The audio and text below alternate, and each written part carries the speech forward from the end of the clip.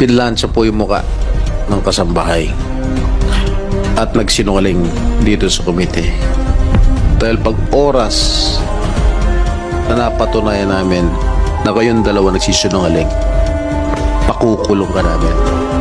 Nasintensyahan yun. Habang buhay. Reclusion perpetua.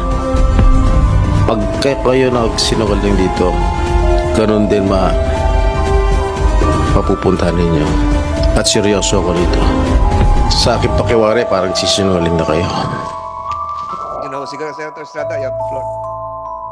Thank you, Mr. Chair. Thank you. Mabalik tayo kay Aling LV. Aling LV,